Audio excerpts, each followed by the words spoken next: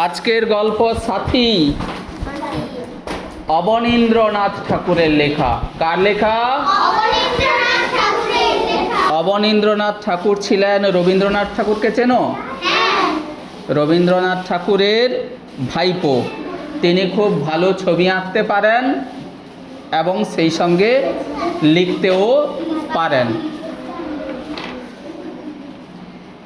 গল্পের নাম সাথী। তেপান্তরের মাঠ চারিদিক ধু ধু করছে, তার মাঝে একটি তালগাছ সে একলা বাড়ল। মাঠের মাঝে কোন গাছ? সে একলা বাড়ছে। দূরে দূরে মাঠ ঘেরা বন, সেখানে লতা পাতা সব গলাগলি করে আছে দেখা যায়, ঘন নীল ছায়ার মতো। মাঠের চেয়ে বড় আকাশ। মাঠের চেয়ে বড় কে?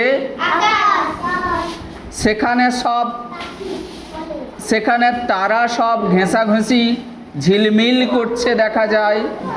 কেউ নেই, একা। একা কে? তাল গাছ। হাওয়া আসে, তার সঙ্গে আসে তার সাথী ফুলের গন্ধ। হাওয়ার সাথে কে আসে? ফুলের গন্ধ। ফুলের গন্ধ আবার তার সাথী, হাওয়ার সাথী। ঝড় আসে, তার সাথী আসে আঁধি আর বৃষ্টি। ঝড়ের সাথী কে? ঝড়ের সাথী হলো আঁধি আর বৃষ্টি। আঁধি মানে ধূলি ঝড়, ঝড়ের সাথী সেই ধূলি ঝড় আঁধি আর বৃষ্টি। মেঘ আসে, তার সাথে আসে বিদ্যুল্লতা, অপরূপ সুন্দরী। বিদ্যুল্লতা মানে বিদ্যুতের লতা, বাজ পড়ে যে বিদ্যুৎ চমকায় সেই বিদ্যুৎ। সাথী ছাড়া কেউ নেই, কেবল কে একা? শরতের মেঘ তাদের সাথী হয়ে চলে বলাকা। বলাকা মানে পাখির ঝাঁক। শরতের মেঘে বলাকার সারি চলে, পাখির ঝাঁক চলে। পারিজাতের হারের মতো সার বেঁধে যায় দলে দলে, সাথী আর সেথো তারা। তারা কার মতো দলে দলে সার বেঁধে যায়? পারিজাত ফুলের হারের মতো, মালার মতো। দেখেছ বকেদের একসঙ্গে দল বেঁধে যেতে? দেখেছ পাখির ঝাঁককে একসঙ্গে দল বেঁধে যেতে? দেখেছ? তাহলে সবার সাথী আছে। তাল গাছ কেবলই তাদের ডাকে, পাতাগুলো নেড়ে নেড়ে, কিন্তু তাকে একলা রেখে যে যার দৌড়ে পালায়, খেলতে ছোটে। তেপান্তরের মাঠে একলা গাছ নিঃশ্বাস ফেলে, বৃথা আঁকুপাঁকু করে। তাদের সঙ্গে চলতে চায়, পারে না। তাল গাছ সঙ্গে চলতে পারে না কেন? কেন? তার তো সাথী নেই, আর তার তো মূল মাটিতে গাঁথা আছে।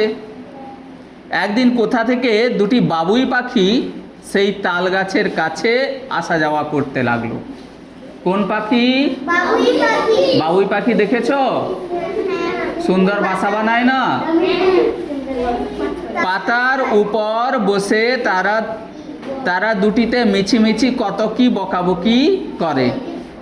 তারপর একদিন মাঠের থেকে কুটো কাটা নিয়ে তাল গাছের প্রাণ যেখানে, সেখানে ঝিলমিল করে, প্রাণ যেখানে বাতাসে ঝিলমিল করে, সেইখানে চমৎকার করে তার সুন্দর বাসাটি বেঁধে নেয়। কারা? বাবুই পাখিরা। তাল গাছ তাদের দোলা দেয় আর মনে মনে বলে, মিলল সাথী, মিলল। কার সাথী মিলল? কে তাল গাছের সাথী হয়ে এলো? বাবুই পাখিরা। তারপর একদিন খেলাঘর ছেড়ে ছোট ছোট পাখি তারা একে একে উড়ে যায়।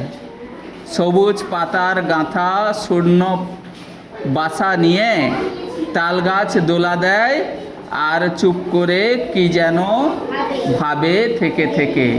তাল গাছের সাথী জুটেছিল, আবার কিছুদিন পরে বাবুই পাখিরা উড়ে যাওয়ায় সে আবার সাথী ছাড়া হয়ে গেল।